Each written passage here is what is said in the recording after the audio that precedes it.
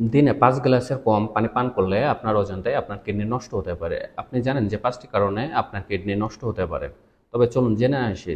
Kidney শরীরের একটি washing machine যা দিনে ২০০ লিটার পর্যন্ত পানি ফিল্টার করে থাকে এবং শরীরের রক্তে যে বজ্র পদার্থগুলো থাকে সেটা প্রস্রাবের মাধ্যমে নিঃসরণ হয়ে থাকে। তবে চলুন জেনে আসি যে ৫টি কারণে আপনার কিডনি নষ্ট হতে পারে। ১.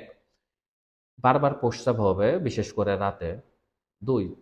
আপনার চোখের নিচে একটু ফোলা, ফোলা ভাব হবে এবং পায়ের নিচেও একটু ফোলা, ফোলা ভাব। ৩. সারাদিন ক্লান্তি অনুভব করছেন এবং সকালে ঘুম থেকে ওঠার পরেও আপনার সেই ক্লান্ত ভাবটা থেকে যাচ্ছে। ৪. প্রস্রাবের রঙের পরিবর্তন যেমন গাঢ় টাইপসের এবং হালকা ফেনাযুক্ত।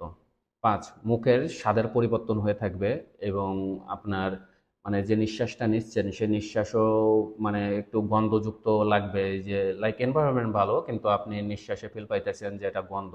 তো এমন এই ৫ টি যে সিম্পটমস, এই সিম্পটমস সাধারণত একটা সিম্পল সিম্পটম আপনি জানেন যে এগুলা হইতেছে, এমন কোনো কিছু না। কিন্তু এই ৫ টি সিম্পটমস হইলে আপনি অবশ্যই ডাক্তারের পরামর্শ নেন। কারণ এটা হইলে কিডনিতে কোনো ব্যথা বা শরীরের কোনো ইফেক্টস দেখা দেয় না। এমন ৫ টি সিম্পল সিম্পটমের কারণে আপনার বড় ধরনের একটা কিডনি ডিজিজ হতে পারে। সর্বনিম্ন ৫ গ্লাস পানি পান করুন। লবণযুক্ত খাবার এড়িয়ে চলুন।